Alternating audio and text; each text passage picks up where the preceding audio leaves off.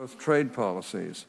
While USTR is the principal agency for international trade policy, Treasury plays a key role in several important areas, including the development of international investment agreements and oversight of customs revenue functions.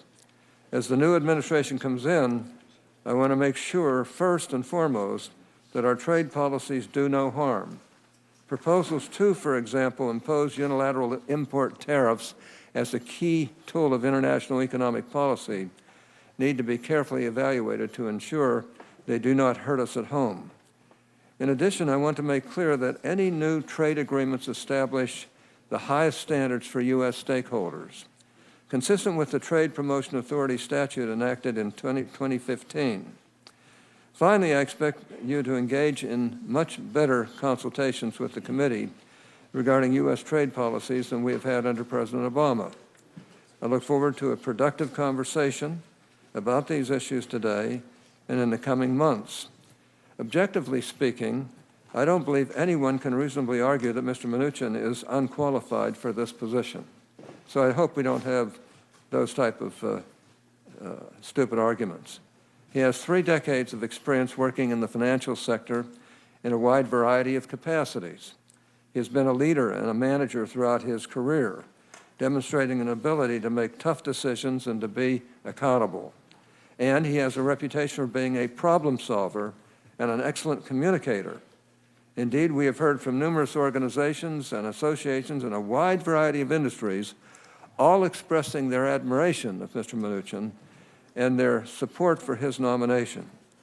Put simply, if the confirmation process focused mainly on the question of a nominee's qualifications, there would be little, if any, opposition to Mr. Mnuchin's nomination. Unfortunately, that's not the world we're living in. Today, we are in the midst of an unprecedented effort to stall and prevent confirmation on the cabinet nominations of an incoming president.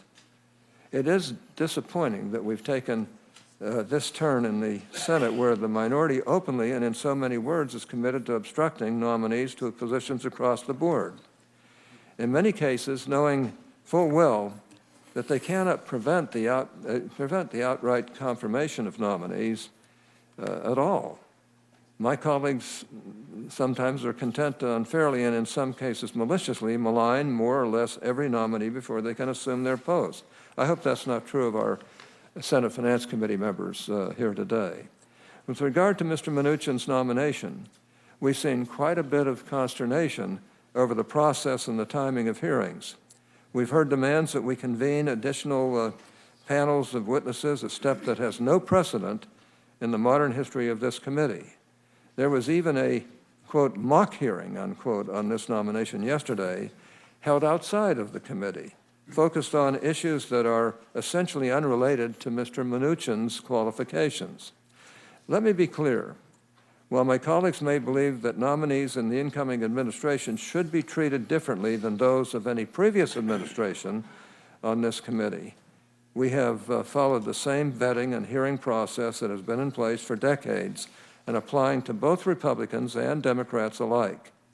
With regard to the substantive arguments being made in opposition to Mr. Mnuchin, I am hesitant to go into too much detail before giving the nominee a chance to refute any accusations that have been made.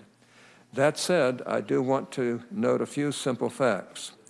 First, no one has credibly alleged that any laws, regulations, or industry standards were violated by companies run by Mr. Mnuchin.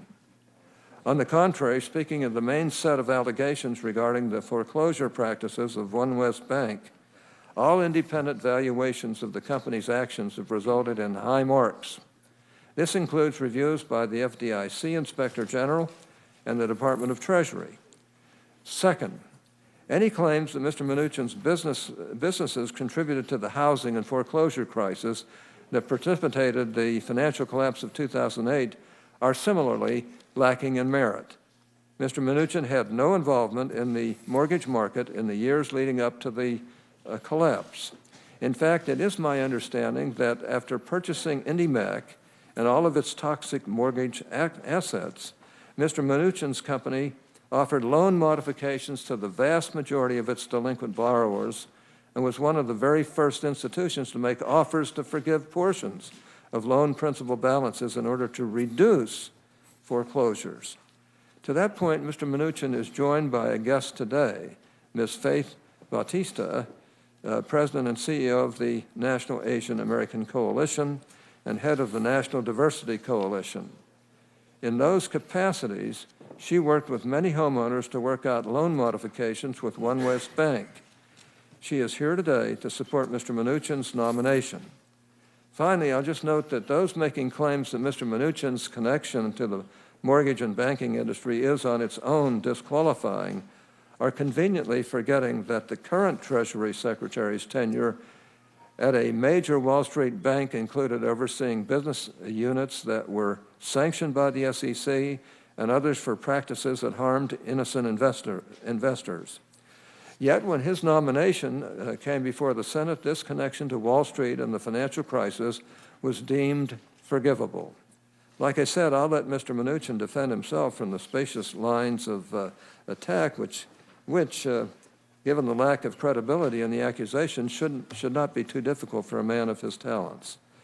For now, I simply hope that we can have a fair and open discussion during the committee hearing this morning and during the course of what will likely be a long hearing. And I hope that going forward, my colleagues will apply the same standards, both in terms of process and policy substance, that have applied to nominees in previous administrations, including theirs. Once again, I want to thank Mr. Mnuchin for being here today. I look forward to hearing his testimony and look forward to seeing what my colleagues have in mind with regard to their questions of him. With that, I'll turn to our ranking member, Senator Wyden, for his opening remarks. Thank you very much, Mr. Chairman, and welcome to you, Mr. Mnuchin. This is our first hearing of the 115th Congress, so there's a bit of housekeeping. First, congratulations to my friend Senator Hatch on his selection to continue leading the committee on behalf of the majority. I also want to welcome our two new members, Senator McCaskill and Senator Cassidy. We are lucky to have you both. Now to the business at hand. Aside from the President, there may be no individual with a tighter grasp on the levers of our economy than the Secretary of Treasury. That has been true since the days of Alexander Hamilton. When you read about the nominee for Treasury Secretary, given all the power that this position holds, you hope not to see phrases like foreclosure machine, redlining, offshore funds, and predatory lending. I'm sure today's hearing is going to cover a wide range of matters, whether it's Mr. Mnuchin's background and qualifications or the incoming administration's policy agenda. I'm going to begin with a topic that cuts across all of these matters: the truly disgusting inequity and abuse of America's tax laws.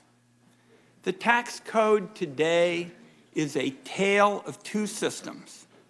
For wage earners like cops and nurses, there aren't any special tax dodges. The rules that apply to them are firm and involuntary. Once or twice a month, their taxes come right out of their paychecks. No cutting corners. The rules are different for the powerful and the well-connected. They have armies of lawyers and accountants at their disposal. With the right advice, the most fortunate individuals in our country can decide for themselves how much tax to pay and when to pay it. So let's look at Mr. Mnuchin's history. There is no clearer example than Mr. Mnuchin's hedge fund setting up outposts in Anguilla and the Cayman Islands, an action that can be explained only by the island's 0% tax rate. It certainly wasn't for ease of commute or the infrastructure. In Mr. Mnuchin's case, millions of dollars in profits from Hollywood exports like the movie Avatar were funneled to an offshore web of entities and investors. When Mr. Mnuchin's bank was up for a merger that had the potential to deliver a huge financial gain, a foundation he chaired reportedly used tax-exempt dollars to fund an AstroTurf campaign pushing for the deal's approval. In the public comment period of a potential merger, that is the equivalent of stuffing the ballot box. Mr. Mnuchin operates 7 personal trusts, including one known as a dynasty trust that will shield tens of millions of dollars from taxes. In my view, if you look at our history, our nation wanted to reward merit, not to perpetuate dynasties. Now, as a nominee for a cabinet position, Mr. Mnuchin could be in line for a special elective federal tax deferral on money made by selling stocks and bonds. This is the very definition of getting to pay what you want when you want. Now, there is a common answer when these kind of tax tricks come under a spotlight. It's said that people who use them are just following the laws on the books, and that might be true. The outrage in tax law is what is legal, and that every member of the Senate has allowed it to stay legal. In my view, this outrage is going to change only when taxpayers are no longer divided into 2 very different sets of tax rules. Now, this provides a segue into important policy questions.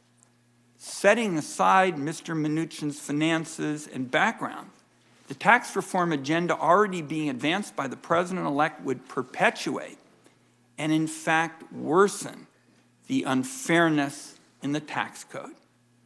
On the campaign trail, the president-elect delivered lots of tough talk about fixing the tax system.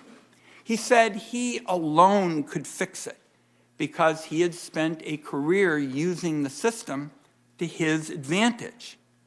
As for the details, the few position papers that were put forward didn't get a whole lot of attention outside the business pages. But after Mr. Mnuchin's nomination was announced, he laid down a clear and specific marker. So I'll quote Mr. Mnuchin directly. Any reductions we have in upper income taxes would be offset by less deductions, so there would be no absolute tax cut for the upper class. Let me repeat that, and for the sake of brevity, I'm going to start calling it the Mnuchin rule. No absolute tax cut for the upper class. So let's take stock of what's already happening on Capitol Hill. The first major act of the unified Republican government, repealing the Affordable Care Act, would immediately violate the pledge of no tax cuts for the wealthy. Bottom line, the ACA repeal scheme that was kicked off last week is a Trojan horse of tax breaks for the most fortunate. It's paid for by taking tax benefits for health insurance away from millions of working people. Then it's back for round 2 under an emerging Republican plan to fast-track an even bigger tax break for the wealthy. In my view, this is proof that the campaign promises about fixing the tax system were pretty much a head fake. For example, the president-elect said he'd close the carried interest loophole. It's a favorite of investment fund managers, but his plan actually gives them a 25% tax cut. In fact, it slashes tax rates for corporations and the wealthy across the board at a cost of trillions of dollars. So it sounds to me like the Mnuchin rule is already on the ropes. Now, what would the new administration's tax plan do for people of more modest incomes. Millions of working parents, mostly single, would get hit with tax increases because they'd lose head of household status when they file. If you wanted to write a tax plan that would push even more working class folks out of the economic winner's circle, that's how you do it. Now, given how central tax policy is to our jurisdiction, I hope the committee is able to discuss those issues today. But of course, the Treasury Secretary and this committee handle a lot more than taxes. So there are other issues to raise. On a broad level, it's my view that senators need to make a judgment call about what sort of person they want to head the Treasury Department. Mr. Mnuchin's career began in trading financial products that helped to bring on the housing crash and the Great Recession. After nearly 2 decades at Goldman Sachs, he left in 2002 and joined a hedge fund. In 2004, he spun off a hedge fund of his own, Dune Capital. It was only a few lackluster years before Dune began to wind down its investments in 2008. In early 2009, Mr. Mnuchin led a group of investors that purchased a bank called IndyMac, and they renamed it One West. Colleagues, One West was truly unique. While Mr. Mnuchin was CEO, the bank proved it could put more vulnerable people on the street faster than just about anybody else around. While Mr. Mnuchin was CEO, a One West vice president admitted in a court proceeding to robo-signing upwards of 750 disclosure documents a week. She spent less than 30 seconds on each, and in fact, she shortened her signature to speed the process along. Investigations found that the bank frequently mishandled documents and skipped over reviewing them. All it took to plunge families into the nightmare of potentially losing their home was 30 seconds of sloppy paperwork and a few haphazard signatures. These tactics were in use between 2009 and 2014, a period during which the bank foreclosed on more than 35,000 homes. Widow foreclosures on reverse mortgages. One West did more of those than anybody else. Now, the bank defends its record on loan modifications, but it was found guilty of an illegal practice known as dual tracking. One bank department tells homeowners to stop making payments so they can pursue modification, while another department presses on and hurdles those folks into foreclosure. One West made only 2 loans to African-American borrowers in 2014 and 2015, according to an analysis by the California Reinvestment Coalition. Just a fraction of its branches occupied storefronts in minority communities. None were in predominantly African-American communities. But minorities still represented a disproportionately large share of the people that got booted out of their homes. Under Mr. Mnuchin, One West churned out foreclosures like Chinese factories churned out Trump suits and ties. And with the combination of extreme foreclosure tactics and a bailout from the FDIC, One West became a rainmaker for Mr. Mnuchin and his fellow investors. At precisely the same time the foreclosure machine was running, One West funds were poured into glamorous investments in Hollywood. In 2012, One West struck an agreement to loan hundreds of millions of dollars to a movie studio called Relativity Media. In 2014, while he was CEO of One West's holding company, Mr. Mnuchin bought his own stake in Relativity. He took a seat in the boardroom, was appointed co-chairman. He even bought a private jet with Relativity's co-founder. But the company quickly tanked. One West pulled out $50 million, emptying several relativity accounts, including one earmarked for guild expenses that expanded wages for contractors and tradesmen. Mr. Mnuchin bailed out just before the studio declared bankruptcy. There have been press reports that the FBI has denied a Freedom of Information Act request concerning Relativity Media on the ground that disclosure is likely to interfere with a pending law enforcement proceeding. I have read the FBI background report on Mr. Mnuchin, and I saw no discussion of any such enforcement action in the report. That may be entirely appropriate, but Mr. Chairman, I want to continue to work with you to find out what the enforcement proceeding cited in the Freedom of Information Act denial is and how it relates to the nominee, if it does at all. For Mr. Mnuchin, Relativity Media's failure wasn't a lot of a setback, considering the profits that One West's foreclosure machine was still pulling in. The purchase price of the bank was less than $1.6 billion. After 5 years of foreclosures and profits, it sold for $3.4 billion to CIT Group. Now, outside One West and Relativity, Mr. Mnuchin spent years as a director of the holding company for Sears, obviously an iconic American brand. He served on the committee that watchdogged the Employee Pension Fund. The record shows that that plan was routinely mismanaged and underfunded. Retirees saw their pensions cut, losing a monthly health care stipend that was enough to offset roughly a third of the premiums the seniors pay for Medicare Part B. Sears also shuttered hundreds of stores nationwide over the last few years and recently announced another round of closures. Once again, showing a truly impressive capacity to advantage himself while others fell behind, Mr. Mnuchin joined a small group of investors that spun off the company's real estate into a separate trust. It was arguably the most valuable asset Sears had left.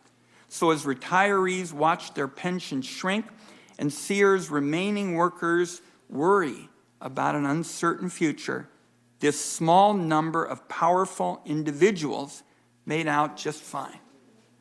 Now I'm going to wrap up, and I just want to step back for a moment to talk about the role of the Secretary of Treasury. This is the person who's going to have enormous influence over Americans' paychecks and mortgages, the caliber of job opportunities they face, the safety and stability of the financial system that holds and invests their hard-earned money, and much more. This is a position that has the power to help reverse decades of yawning inequality that has hollowed out the middle class, dimmed the hopes of so many young people, and left millions buried in debt. The Treasury Secretary ought to be somebody who works on behalf of all Americans, including those who still wait for the economic recovery to show up in their communities. When I look at Mr. Mnuchin's background, it is a real stretch to find hard evidence that he would be that kind of Treasury Secretary. Now, just finally, Mr. Chairman, one other bit of housekeeping. I want to make it very clear that Democrats have in no way been obstructing Mr. Mnuchin's confirmation. We are doing our jobs to truly vet this nominee. We are, in fact, colleagues, doing it as we've been doing it for almost 20 years on a bipartisan basis. And if you have any questions about the fairness of it, ask Tim Geithner about what it was like in 2009. And I want to point out that at your request, Mr. Chairman, I agreed to shorten the normal one-week notice period to all so that Mr. Mnuchin's hearing could be held today. Ultimately, nominations hearings are about hearing what the nominee is for. So, Mr. Mnuchin, that is what today is all about. We look forward to your testimony. I note also we have a couple members of the House, and we want to welcome them as well. Well, thank you, Senator. We're pleased to welcome two of our distinguished colleagues from the House of Representatives. First, we will hear from Representative Kevin McCarthy, the House Majority Leader. Then we'll hear from Representative Jeb Hensarling, Chairman of the House Financial Services Committee. So, Leader McCarthy, please feel free to proceed with your introduction, and then we'll go to Mr. Hensarling, and then we'll go to the nominee. Well, Chairman Hatch and Ranking Member Wyden and the members of the committee, I'm proud to be here today to introduce an extremely capable investor, banker, financier, and a fellow Californian, Steve Mnuchin, the nominee to be the next Secretary of the Treasury for the United States. The Secretary of the Treasury is a distinguished office, once held by luminaries of our history, from Alexander Hamilton to Andrew Mellon. It is an office that requires deep technical skill, strategic vision, and uncommon instincts, all qualities that Stephen possesses and has demonstrated in the private sector. With decades of experience in banks, financial firms, and even movie production, he has a history of growing returns and achieving financial stability for his clients and shareholders. I think it says a lot about this man that he would leave such a successful career to apply his talents for the benefit of the American people as a whole. Stephen is a patriot and an independent thinker. And America is in a great need of such capable leaders. I believe our nation is enriched when we have people serving in government who have spent their life serving outside of government. I know Stephen shares with us here in Congress two fundamental priorities: to enable an economy that creates meaningful and good-paying American jobs, and to improve economic security for the American people. He understands that government doesn't create jobs, but government can create the structure and incentive for broad economic growth that benefits all at the expense of none. To do this, we have to rethink the way our country taxes, regulates, and trades. He shares with Congress the goal of pro-growth tax plan that makes tax rates fairer and encourages businesses to hire workers here in America. He knows firsthand the devastating impact of irresponsible financial regulations that stifle national and local lenders alike, impede small business creation, and drag down job creation. And he will work with President Trump and Congress to promote a trade policy that benefit American workers and consumers. But if broad economic growth for the American people is our top goal, it is not our only goal. Prosperity means little if it can all be lost in another financial crisis. The American people must have the complete assurance that their government is doing everything within its power to make sure a financial crisis that happened in 2007 and 2008 never happen again. As Secretary of Treasury, Stephen will work to defend the integrity of the American people's retirement accounts. We'll fight for the creation of not just good-paying jobs, but secure jobs. And we'll work for the economic stability so that people's investments in their homes and elsewhere are secure.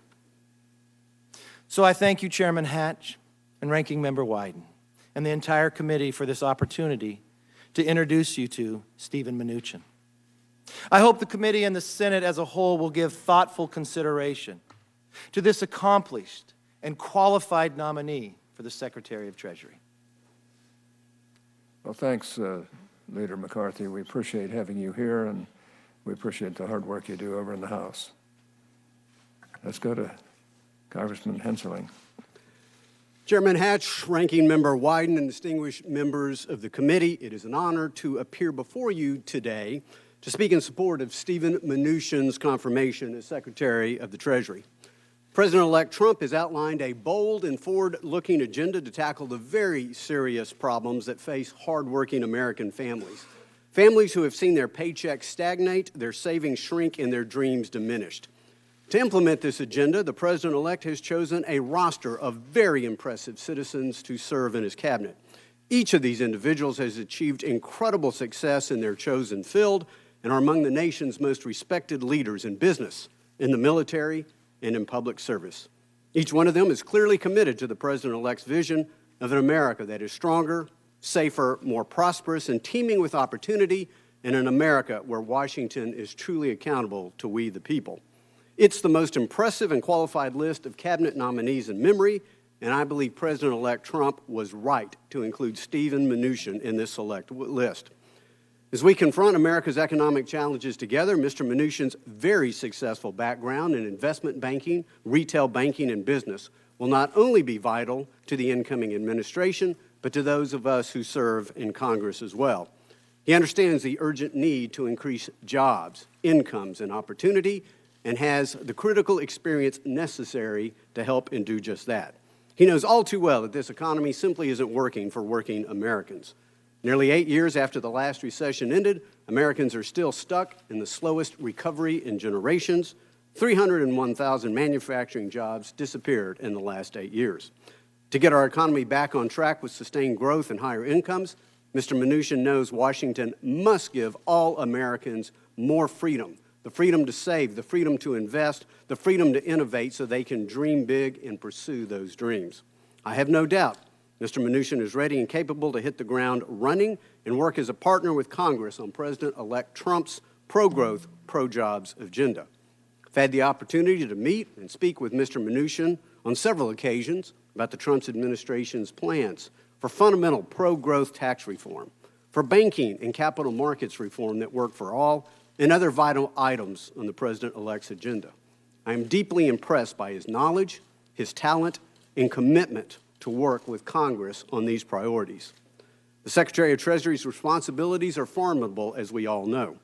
As you may know, Albert Gallatin, who served as Treasury Secretary for Presidents Thomas Jefferson and James Madison, once said, quote, "The place of the Secretary of Treasury is more laborious and responsible than any other."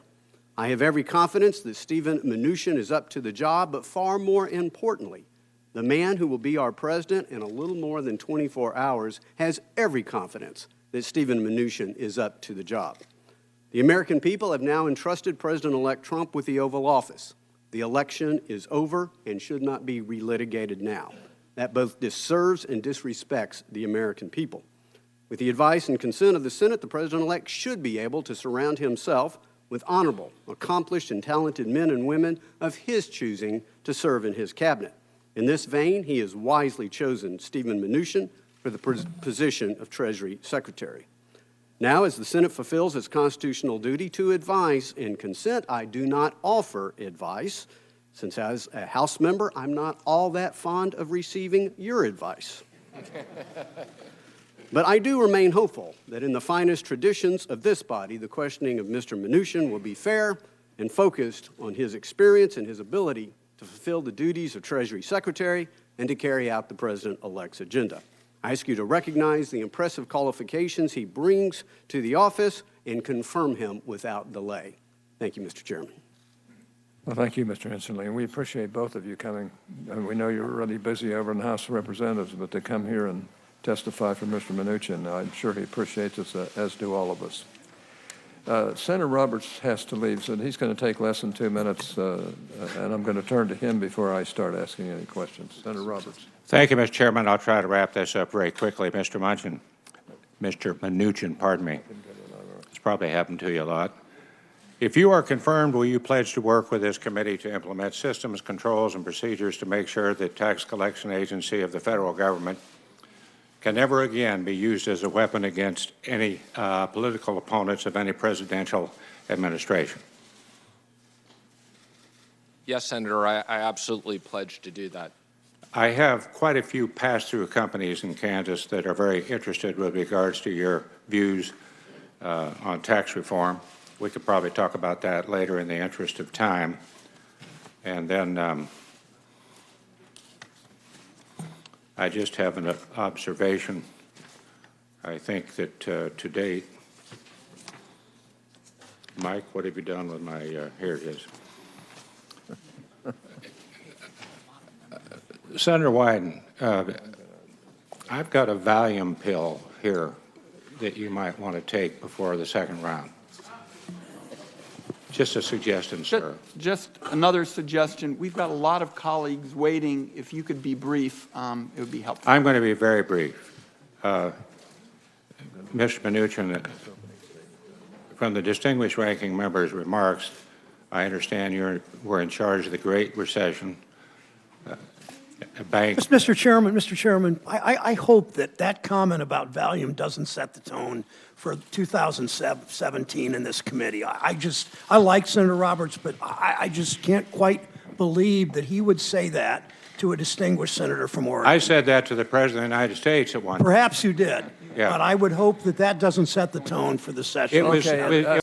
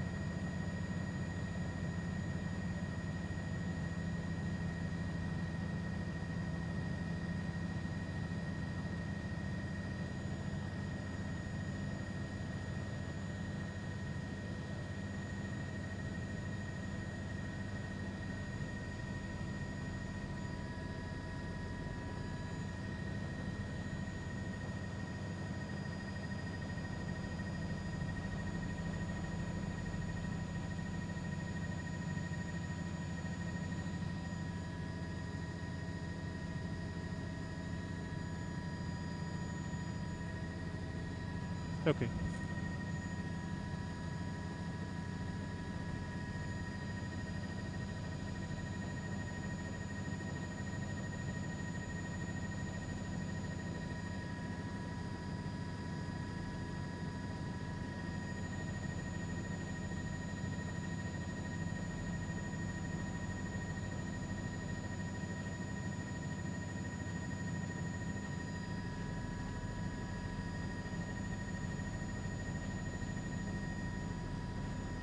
Yeah, they're exiting onto the Grand Central now.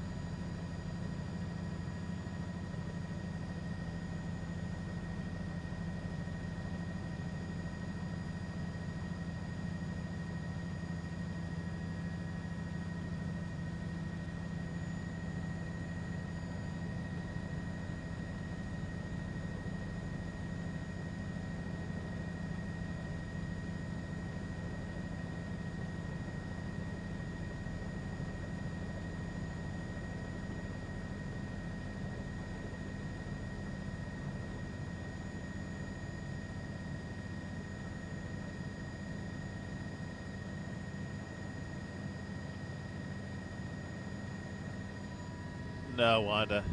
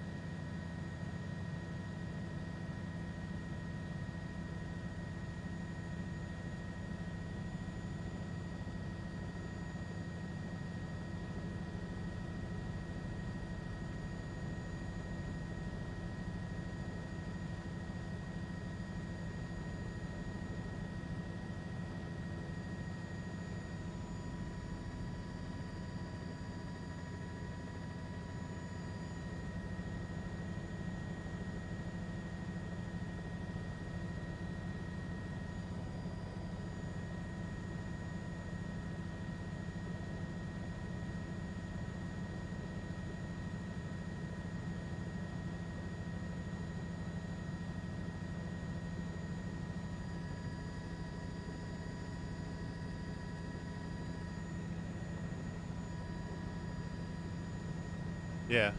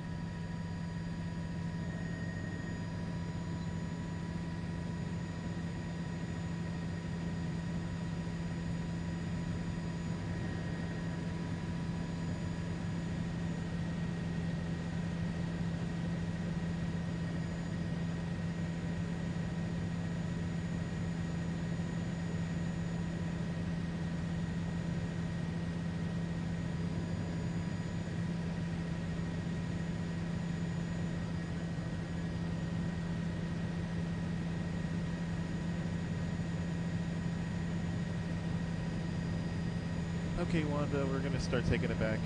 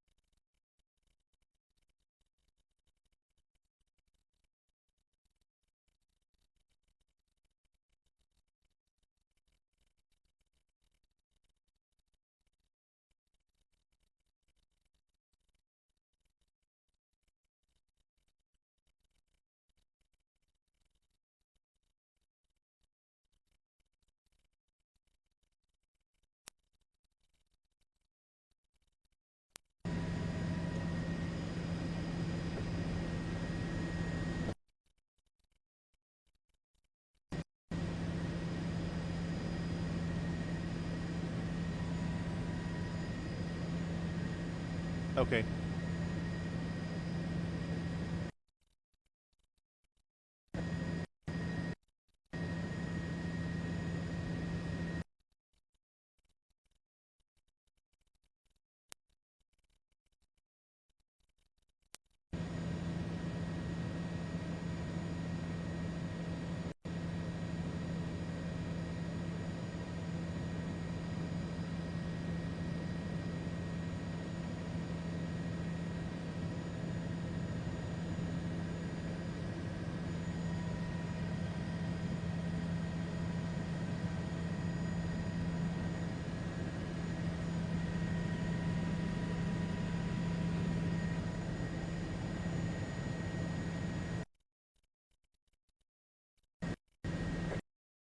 And what a great quality to have. She listens with sincerity to the ideas of others. It goes without saying that our next chairman will have big shoes to fill. We've heard that, haven't we? Under the leadership of Chairman Previs, and we've heard already that we've had an aggressive ground game. We've shattered all fundraising records and developed a digital operation unlike any other. Our next chairman will be tasked with continuing that legacy and taking our party to new levels of growth that we've never seen. I have no doubt in my mind, and I know that you too, that Ronna is the right person for that job, as Chairman Previs had said. She in the home that the bank said she didn't live in. Another example, a married couple in their 50s trying to make the best of everything. They asked for a loan modification of West Bank, and then, which they were eligible for, and instead they were foreclosed on. Explain to the committee, if you would, and I think you're an earnest, well-intentioned person, but you're sitting there as a CEO, and this stuff is happening that is very unfair to little people. Why? First of all, Senator, again, thank you for taking the opportunity to meet with me. I appreciated that and the time to speak about these important issues. Let me first say, to the extent that we made any errors or we ever foreclosed on anybody, I completely understand that the hardship that created. As I mentioned, we did go through an independent foreclosure review, and unfortunately there were some issues, very, very low rates relative to everybody else, but there were some issues, and we paid We paid money to those people to make them whole, and I earnestly feel terrible for any mistakes at the bank. Let me comment on also that once a week I chaired an internal committee that dealt with customer complaints. So any complaint that went to our regulators, that went to a senator, went to a member of the House, or went to what we called came through those, we had a special group of people that reviewed every single one of those complaints, responded to all of your offices, and responded directly to the borrower. We also routinely had the OCC come in and monitor and test us and go through all those complaints. It was a very, very big concern because, as you can imagine, from both the FDIC and the OCC, when we took over IndyMac, the amount of complaints spiked dramatically. As I shared with you, the reverse mortgage business was not something we wanted to buy, that we agreed to buy that as part of an overall solution, that what we were really trying to do is create a regional bank, and that business really had no part of it. There were about $1.5 billion reverse mortgages that the bank owned. There were over $20 billion of reverse mortgages that we didn't own, that we serviced for third parties.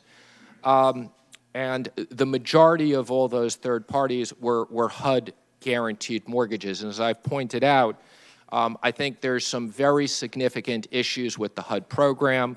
One, as I've mentioned, is a problem with taxes and insurance, that if there's a shortage on taxes and insurance because somebody outlives their expectancy, that HUD forced us to foreclose. There's another problem called the non-borrower spouse, where if the spouse wasn't on the mortgage at the time, that you'd have to foreclose on the spouse. We discussed these issues with HUD. If I'm confirmed, I would look forward to discussing these with Dr. Carson and hope that HUD would seriously consider looking at these things. Although it's not under my responsibilities, I would share my concerns. These are government-guaranteed programs where we are foreclosing on senior citizens. And I can assure you nothing was more painstaking to me in the whole place, okay? And I will tell you, I can't talk about specific loans because of privacy, but there are certain things that were in the press. And the most troubling loan we had was actually to the Octomom, okay? And we worked very, very hard. That was a terrible situation, and we worked very, very hard to move her to another home that they could afford. But I can assure you that as chairman of the bank, I took these issues very seriously. It's not to say that we didn't have certain mistakes. There were mistakes. We regret those mistakes. As I mentioned, we had hundreds of thousands of delinquent loans. And just as an aside, when you talk about loan modifications, banks are highly incented to do loan modifications. Anybody who thinks that we made more money foreclosing on a loan than modifying a loan has no understanding of this. We were highly incented. Foreclosing on people is a very, very terrible thing to do, but it's also very costly to the bank. So we believed in loan modifications, and we were financially incented to offer them when we could. So thank you, Senator. Thank you. Senator Menendez. Mr. Chairman, I look forward to a second round. Senator Menendez. Thank you, Mr. Chairman. Mr. Mnuchin, congratulations on your nomination. I had a different line of questioning, but I have to be honest with you, the information that came to us this morning makes me concerned. You've addressed some of it, but not all of it. On December 19th of last year, you signed a notarized affidavit on your questionnaire to the Finance Committee, certifying that it was true, accurate, and complete.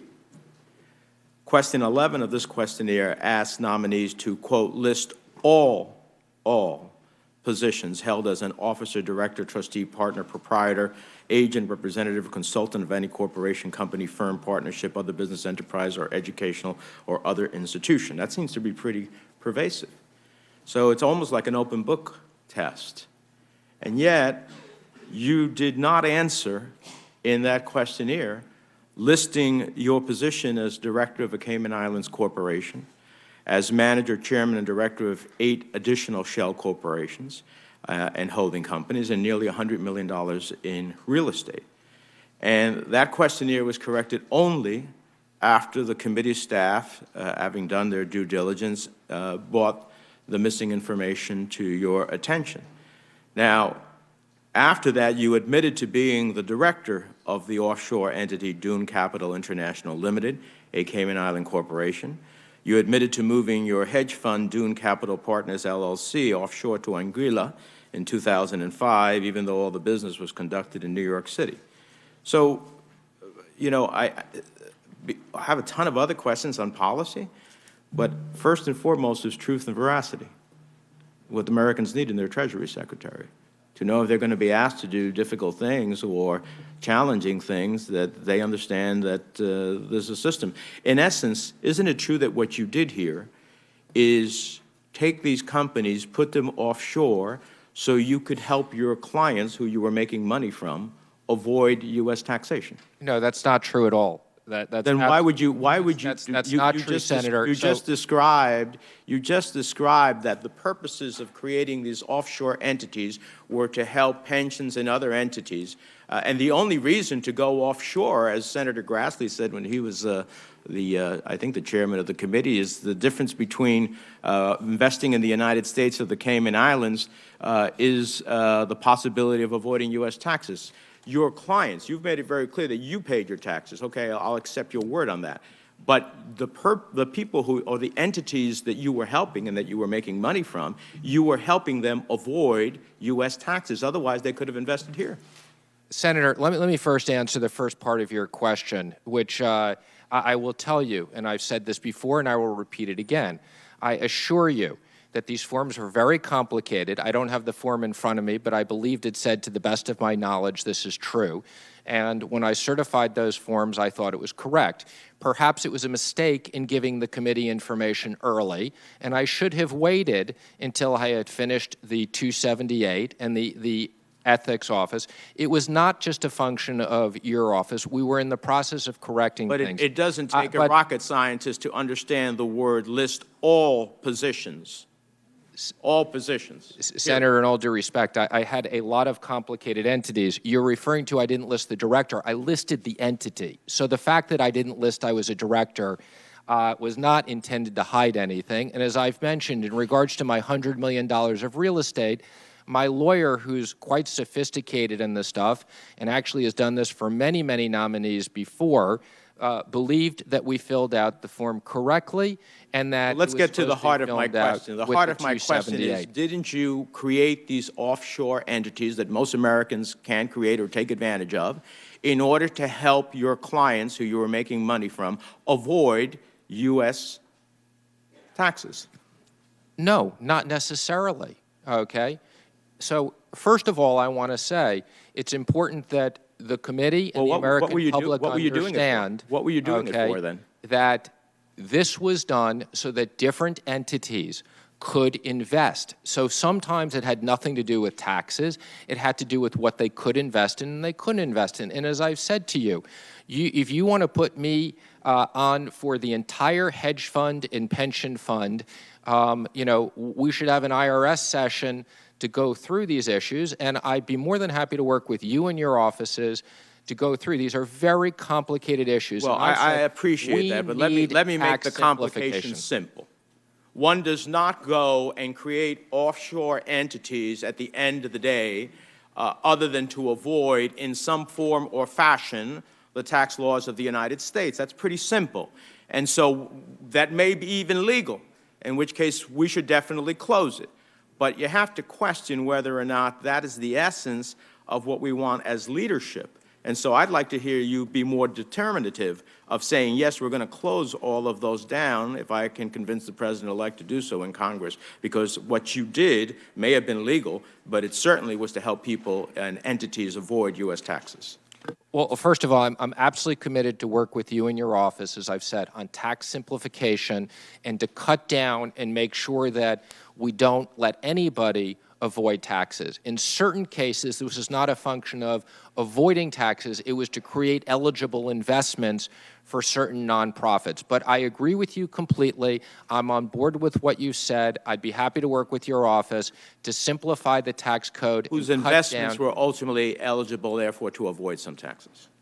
again, it may have been an eligibility issue and not a tax issue, but I agree with you that this does not make sense, and I will work with you in your office. I've committed to do that, to make sure that, you know, why people need to move entities from Anguilla to everywhere else. And again, we're not creating jobs there. This is just where these entities are housed. I agree with you, and you know, it will create a lot less work for the tax accountants and the lawyers, and make the American public more money and move our IRS resources otherwise. So I agree with you completely, Senator. Thank you. Your time is up, Senator. Let me just say it's ironic and I think a bit hypocritical of my friends on the other side of the aisle to suddenly found religion on offshore account holdings. Evidently, memories are short. At least two of President Obama's nominees who now serve in his cabinet had Cayman Island holdings. Now, that includes the current Treasury Secretary, who also ran a business unit at Citigroup, a bailed-out megabank from which he received close to $1 million in bonuses. That unit has been sanctioned by the SEC for selling toxic assets that, quote, harmed investors. Now, let me just say, with regard to the nominees' disclosures to the committee, I want to say this. As part of the committee's bipartisan vetting process, Mr. Mnuchin, in good faith, submitted answers to committee questionnaires and other materials that were later modified. Mr. Mnuchin's file is now complete, and to meet demands of some of my Democratic colleagues, the disclosures now include financial information that is usually kept confidential, such as the value of personal residences. The committee appreciates Mr. Mnuchin's efforts to work through the multiple and complicated requests for information on what is, by any reasonable measure, an exhaustive vetting process. But I think it's, let's be fair here. Mr. Chairman, just so we're clear, the bipartisan staff called out these offshore investments of both Democrats and Republicans to Secretary Lew and others. So I want it understood, and that's the reason that people even knew that Mr. Mnuchin hadn't filled these forms out properly. We did it because the American people deserve to know about Mr. Mnuchin's offshore investments, even though they hadn't been originally disclosed and disclosed fully. But our track record has been bipartisan, and we've called out both Democrats and Republicans, as I mentioned. I think so, and that's the purpose of it, but let's be fair about it, too. Senator Enzi. Thank you, Mr. Chairman, and thank you, Mr. Mnuchin, for being willing to serve and to go through this process. I want to thank you for meeting with me in my office and going through many of the accounting functions and initiatives that you'll be managing. I don't ask those in these kinds of meetings because I've noticed that it puts the audience to sleep. But they are very important, and I was really impressed with your answers. I'm impressed with your private sector experience. I've always said that every business looks really simple unless you're the one who has to make the decisions on it, and how far ahead you have to make the decisions, and how you find employees, and how you train employees, and how you meet all of the federal regulations. Well, you've actually worked with those rules. You've actually been forced to learn some things that are going to be essential to your job, and it's a pretty unique situation. This is the biggest business in the world, and we don't even make decisions timely. We're still working on last October 1st spending bills. There are a lot of things around here that have to change, and some of them you're going to be in a position to do, and I've been really impressed with the knowledge that you've already shown with this committee on different things that most of us have never had any experience with. Very impressive. Now, I'll cover a couple of specific things here because I think the Internal Revenue Service has often strayed from its core function of responsible and efficient revenue collection. I hope the new Trump administration will make sure that the Internal Revenue Service stays on track with this purpose while also improving the recent record on how it communicates with taxpayers and practitioners. People haven't been able to get answers, but Something that's been more disturbing to me to illustrate is that in recent years, the IRS has inserted flyers with the tax refund checks. And those flyers, one of them was produced by the Consumer Financial Protection Bureau, which is outside of our oversight, and solicited cases from the taxpayers about their money. It's not appropriate for the CFPB, an independent organization, or any other organization to solicit information from taxpayers, nor is it appropriate for the IRS to help facilitate this. As the Treasury Secretary, would you stop this type of activity? Do you believe that's in the role of the IRS? Senator, thank you. And again, thank you for taking the time to meet with me, and thank you for your longstanding service to our country.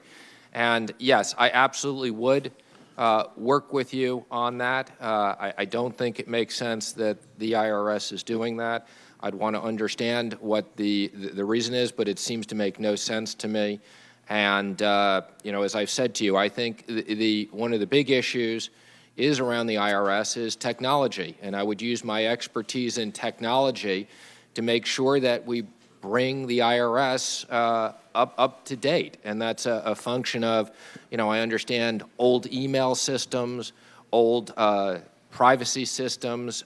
We absolutely need to make sure, in this world of cybersecurity and being such a big issue, we need to protect American taxpayers' information. And there should be simple ways that the IRS can interact with the American taxpayers. If you can get good service in the retail online business, there's no reason why we can't use that same type of technology for taxpayers to communicate and get their information securely with the IRS. So I look forward to working with you in your office on that. Thank you. Senator, if I could just interject, you mean you're going to help us modernize the IRS? It would be one of my great priorities, absolutely, My gosh, Mr. Chairman. Well, that'd be a wonderful thing. I hope that's at least a bipartisan issue that we can all agree on. Since the chairman used part of my time, I'd like to get this question here. In 2012, I introduced the United States Job Creation and International Tax Reform Act that would help fix our tax code and promote U.S. economic and job growth. And that bill would help to right the ship by pulling our international tax rules into the 21st century and make them more certain so that the U.S. companies are not at a competitive disadvantage with foreign companies. It would give American companies incentives to create jobs in the United States and undertake activities here at home so that they can win globally. I would encourage U.S. companies to develop and keep rights to their ideas and inventions in the United States rather than shift them offshore. Do you agree that our current international tax system is outdated and places U.S. companies at a competitive disadvantage with their foreign counterparts, and would work with me on international tax reform? Couldn't agree with you more. I think the fact that we have companies like Apple that have hundreds of billions of dollars offshore because of the differential in tax rates, and they're being penalized to bring back money. One of the things I think, we all agree on, and I've talked to the President-elect. He believes we can bring trillions of dollars back onshore so that that money is invested in American businesses and creating jobs. And I absolutely look forward to working with you in your office on tax reform, bringing down business rates for big businesses and small businesses, and making America business the most competitive in the world so that we're not shipping jobs overseas and money overseas. Thank you, and I have some questions about the debt and how we're going to handle that, and as Budget Chairman, I'm interested in that, but again, it gets into those number minutiae, so I'll submit that. Thank you, Mr. Chairman. Thank you. Senator Carper. Thanks. Welcome, Mr. Mnuchin. Thank you. Senator from Delaware, recovering governor from Delaware.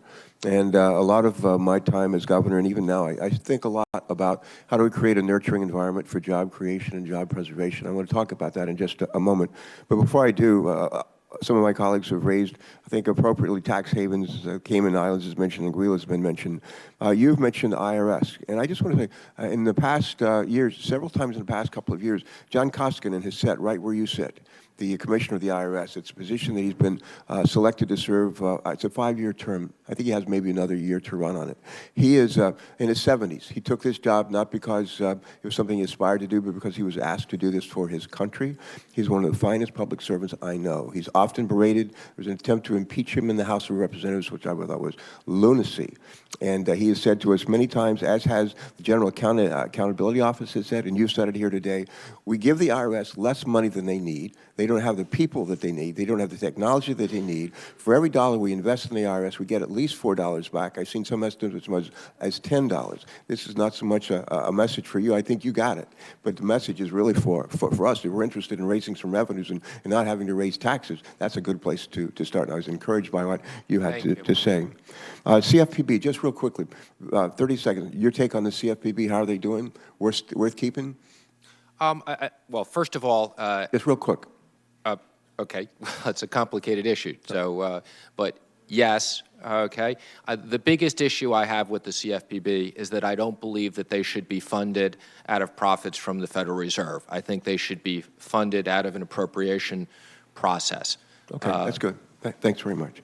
When I think of that nurturing environment I mentioned earlier for job creation, job preservation, there are a lot of components to it. Among them are actually funding research, actually making sure that we're doing a good job protecting intellectual property, sensible tax code, common sense regulation, affordable health care, finding ways to get better results, maybe for a little bit less money. We've had people who suggested to us that one of the components can actually grow GDP is substantial investments in infrastructure. I've suggested for a number of years that we use an approach we've taken for years, and that is the people, the businesses that use our transportation system would actually pay for them. We've done that for a half century. I think that makes sense. There are other ideas as well. Vehicle miles traveled, where sort of like figure out how many miles a vehicle is traveling and assess a fee. There's different approaches to that. But there's some interest in the incoming administration, in infrastructure investment, and there's another time to talk about that. One of the ways to grow GDP or grow jobs is to export, do a better job of exporting our products and getting into other markets. The Trans-Pacific Trade Partnership, TPP, proposed to take down a lot of barriers overseas and enable us to have better access to those markets. And also at the same time, renegotiated NAFTA, as you may know. That seemed to me like a pretty good deal. And I understand that there's an interest in the administration renegotiating NAFTA. We did that in TPP. But your thoughts on trade policy, especially the Trans-Pacific Trade Partnership? Well, first of all, thank you. You've raised a bunch of very, very important issues. And I'm just going to ask you just to go to that one issue, if you would, please. Well, and it's not a trick question. I wrote down 5 of them I wanted to comment on. Yeah, we just don't have time. Just on trade agreements. So on the trade agreements, I think, as you know, the president-elect is very much interested in free and fair trade. And as you've commented on, this is not about limiting imports. This is about growing exports as much as we can be. You've also commented on intellectual property. I think one of the biggest problems in certain of our trade agreements is our American intellectual property is not being kept and is being taken in foreign countries. You've mentioned NAFTA. The president-elect is very much interested in renegotiating NAFTA so that we can keep more jobs here. I think, as you know, he's picked up the phone and called many CEOs. I can't remember the last time a president or a president-elect did that and worked for the American workers. And I look forward to working with you in your office. You've raised some very, very important issues. Okay. And infrastructure, again, at the appropriate time. I'm happy to comment on infrastructure because that's very important to the president-elect. One last quick one, comprehensive immigration reform. One of the things we've learned is not only can we grow GDP by infrastructure investments, smart infrastructure investments, and some of the other things I mentioned, but also comprehensive immigration reform. We were strongly urged by the business community for years to do it. Any take on that? Again, I think immigration and immigration reform is very important to the president-elect. It's not completely in my lane, but I've been with him, so I understand his views on that. And I think he looks forward to working with the House and Senate on a very important issue there. Well, if you don't share his views on comprehensive immigration reform, I would just ask that you mentor him a bit. Thank you. Senator Cardin. Mr. Mnuchin, first of all, thank you very much for being willing to serve your country. Appreciate it very much. I want to just follow up quickly on Senator Carper's point on the IRS. You do have allies on both sides of the aisle that will help you. There's good professional people that work there under very difficult circumstances. There are not enough people there. So I hope you'll be effective with President-elect Trump, because I understand he's calling on a freeze. I'm not sure how that coincides with your desire to make sure you have adequate personnel at IRS, but I assume that you'll have an opportunity to talk to the President and hopefully get the number of people you need, because they can't do it with their current workforce. I can assure you that the President-elect understands the concept of where we add people and we make money. Good. That he'll get that completely. That's a very quick conversation with Great. Donald Trump. I want to follow up on Senator Wyden's point on a couple issues. First, I wear another role in the Senate. I'm the ranking Democrat on the Senate Foreign Relations Committee.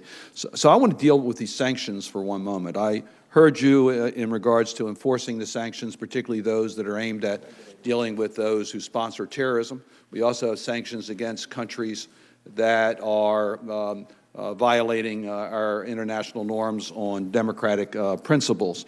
Russia is top on that list. And I'm going to ask you questions for the record as to your views on the current sanctions and strengthening the sanctions. We have bipartisan legislation to strengthen the sanctions, particularly with Russia's attack against America's democratic election institutions. But I want to make sure I understand you are committed to enforcing the sanctions against Russia. 100% so. And I think the President-elect has made it very clear that he would only change those sanctions if he got, quote, a better deal and we got something in return, whether it was on nuclear arms or other areas. But yes, Senator, I've talked to you about this. In response to the question that was asked about using the IRS, make sure it's not used for partisan reasons, you will enforce these sanctions without regard to a person's party affiliation or office.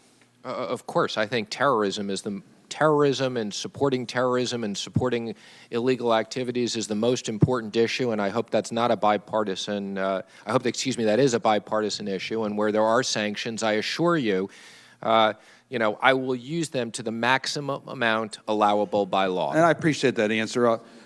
Senator Warner and I are going to be sending you a letter, if you're confirmed, to investigate the allegations that Mr. Scaramucci, who was recently named as the White House Director of Engagement and Intergovernmental Affairs and Senior Advisor to the President, may very well have violated the sanctions against Russia in his dealings. And I accept that you would investigate this issue to see whether there was a violation of the sanction law. Of course, anything that you send to me, I will either myself or make sure that my staff properly investigates and have your respect that I would do that 100%. I thank you for that. I want to follow up on the second point of Senator Wyden, which really has me concerned, and that is you pointed out that you would treat in your international roles an American company that's dealing in the foreign markets equally, even if it's a Trump enterprise entity. You're taking an oath to defend the Constitution of the United States. In the Constitution of the United States, there's the Emoluments Clause, and you have to make sure that if you're dealing with a Trump entity, that it's not getting a favor in exchange for trying to influence the President of the United States or the Trump administration. So how do you go about knowing that there's no special breaks being given to a Trump enterprise if you don't have full access to that type of information? Well, Senator, let me first say, and I think we all acknowledge this, whichever side we're on, that we are in a unique situation that we have a president who has the vast amount of money that we know that, and of course he's not. But he's not doing what every other president, Get each letter separate. Yeah. Each number.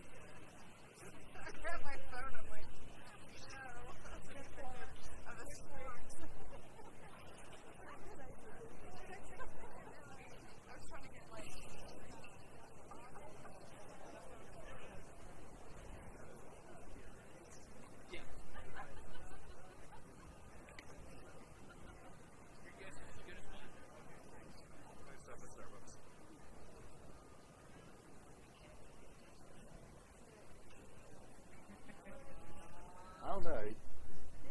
Oh, that's good.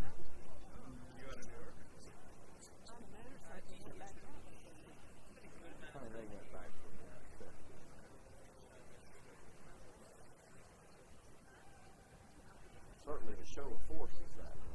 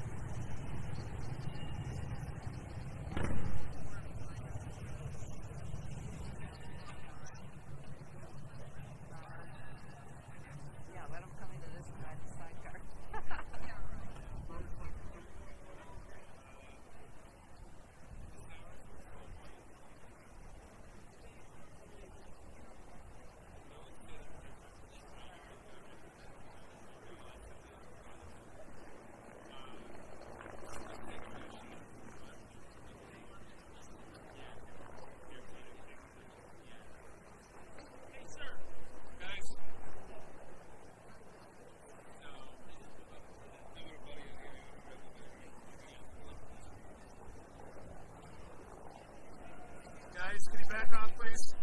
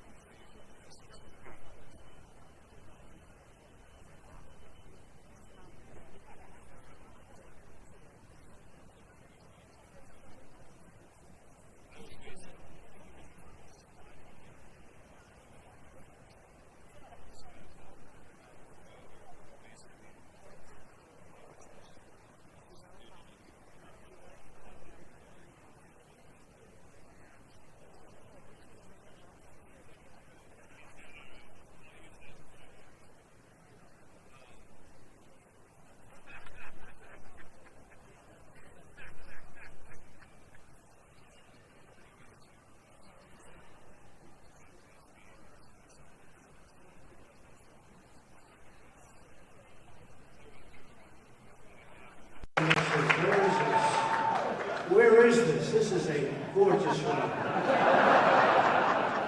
A total genius must have built this house. Under budget and ahead of schedule. Well, I want to thank everybody for being here. Sit down. Let's just have a good time. Hello, Harry. Hello, Amos. I see Amos. Such a nice person. Nobody knows that Amos is actually a very nice person, right, honey? You know that. First of all, I have to thank my wife. She has put up with more crazy...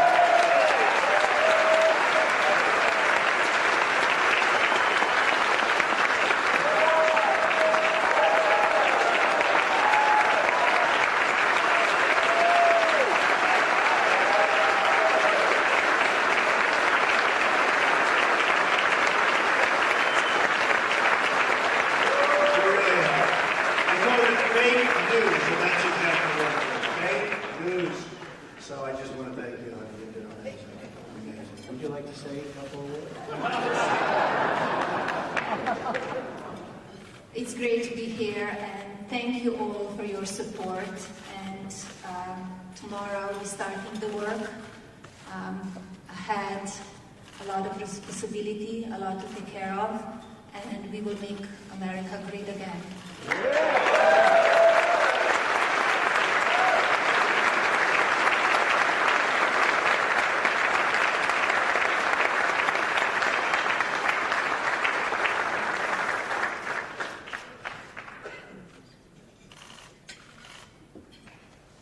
She didn't want to sit with you, Phil. So anyway, I want to thank you all. Honey, sit right here, Phil. Right. She believes in barriers. We don't. That's great. So I want to thank everybody. We've had such great support in this room. And we have, I think Mitch is here. Where's Mitch McConnell? There he is. Hi, Mitch. Oh, sitting next to the ambassador. Lee Johnson, Port of St. James, congratulations, Lee. Congratulations. Mitch knows give us a nice. It's done very well. Good. Thank you, Mitch. John Cornyn's here, Senator. Where is John? Thank you, John. John's a great guy. John would come to my office for years, and always raising money for the senators. And he raised, a lot. He had a way of asking for a lot. I didn't even know him, right? But once a year, I'd get a call, and I'd say, oh no, it's John Cornyn. And I'd walk in, hi, Mr. John. I said, okay, John, so how much is it? Could you go $250? I said, I don't even know you again. But for years, I didn't know him. Then when I ran, he wasn't great to me. But these are, that's the way politics is. But he's good to me now, and he's a great guy. And I think we're going to have a fantastic relationship, and I appreciate it, John. Thanks for being here. I want to... Cory Gardner's here. Cory? Where's Cory? Cory's here. Cory, hi, Cory. I saw you on television yesterday. Great representative, I will tell you that. Thank you, Cory. Kevin McCarthy. Where's Kevin? There's my Kevin. Kevin would call me in the heat of battle, right, Kevin? And I'd be fighting with Paul. I love Paul. I don't know if Paul's here. He's out writing legislation because he's got so much legislation to write. He's never had it so good. And he's actually got somebody that's going to sign it. But Kevin and Paul starting to really love Paul. We're doing I just want to let the world know we're doing very well together. We agree. I had one thing, he called me up, he said, do me a favor, maybe, and this was like 2 days ago, he said, let's not talk about the taxes publicly because we want to do this one first. We're going to work on health care. It's very complicated stuff, and I said, I know that. But the problem is I gave an interview about 5 or 6 days before to the Wall Street Journal. So I said, absolutely, I think you're right. I'm not going to talk about taxes. And the following morning, this was an evening call. The following morning, it came out, Trump on taxes, talking about the house. So I called Paul, I said, believe it or not, that interview was given 5 days ago. But Paul Ryan's done a great job. And Kevin, during the heat of battle, was there for us, and I appreciate it, Kevin. Thank you very much. Steve Scalise. Steve. Where's Steve? Great. All my friends. Patrick McHenry. Patrick, what a name. That is the name of a true patriot. Where's Patrick? I see somebody in the audience, too, by the way, who's become very famous lately. The legendary Jeff Sessions.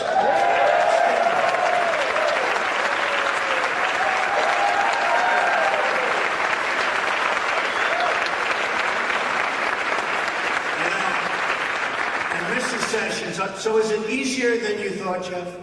Huh? He said, what the hell did I do this for, right? They love you. You have done so well, so amazingly well. And, you know, it was so tough on Jeff at the beginning. And then all of a sudden they said, man, this guy's smart. I know how smart he is. He's a great guy. He will be one of the outstanding stars of this country.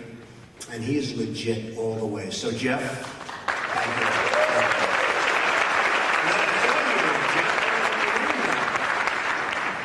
Anyway, and so many others. Kathy McMorris Rogers. Where's Kathy? Where's Kathy? She's around here someplace. Hi, Kathy. So we also have Steve Mnuchin is right now getting grilled. He's getting grilled. He's doing a good job. You know this, right? He's out there doing what you were doing 4 days ago. But he's doing a fantastic job. And I will say, all of our folks, the cabinet members, I think Nikki's here someplace, Nikki Haley, a lot of the cabinets here, making a good job today. A great job. Boy, when I send her over to speak to China, and when I send her over to speak to everybody, I think we're going to do a lot of great things, Nikki, right? So thank you for going through this, but you did a fantastic job. Thank you. Tom Price. They were so nice to Tom, right? Where's Tom? Where's Tom? This guy's become a star. Where's Tom? Man, were they nice to me. They were so lovely. It's a lovely group of people, Tom. They wanted to end his career so fast. And then they found out, man, he's smart. We have a lot of smart people. I tell you what, one thing we've learned, we have by far the highest IQ of any cabinet ever assembled.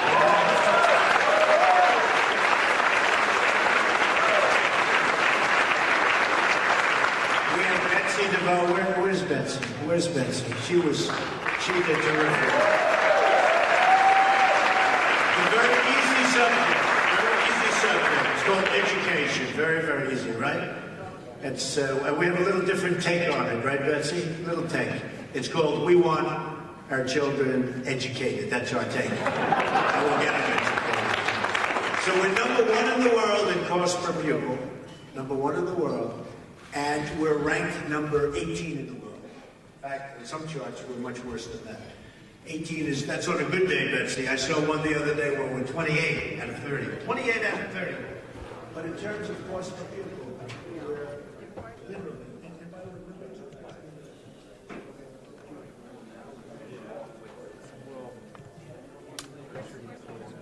Nicole, we're going to follow Nicole.